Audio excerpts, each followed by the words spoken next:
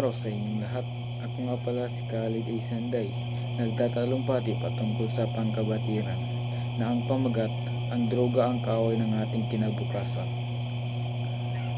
Magandang araw sa inyong lahat.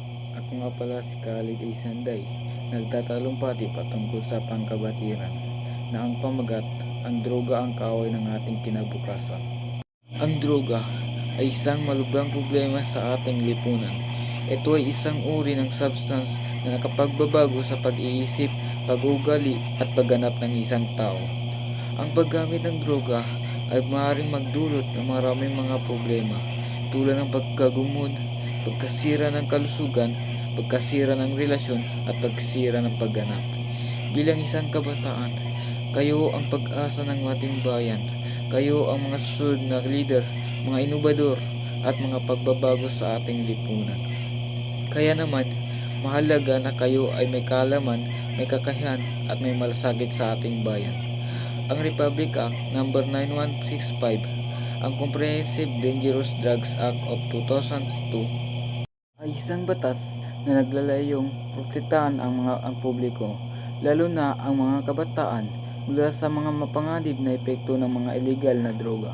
Ang batas na ito ay nagpaparusa sa iba't ibang gawain na may kaugnayan sa mga illegal na gawain, tulad ng kabilang sa pag-angkat, pagbebenta, pagngangalakal, pagbibigay, paghahatid, pagmamawagi at transportasyon. Ang mga parusa sa ilalim ng Republic Act No. 9165 ay maabot mula sa pagkakulong higit sa 6 na buwan hanggang sa habang buhay, at multa sa 10,000 hanggang 100,000.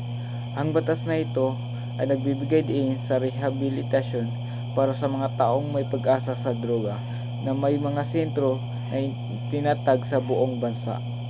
Kaya naman, hinihikayat ko kayo na mag-ingat sa droga. Huwag kayong magpatukso sa mga taong nag-aalok ng droga.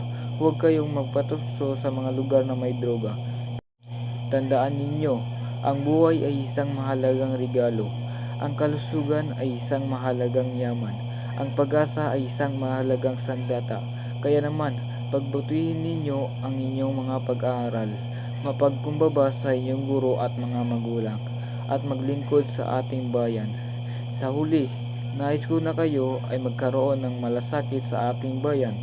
Mahalin ninyo ang ating kultura, ang ating wika, ang ating mga tradisyon.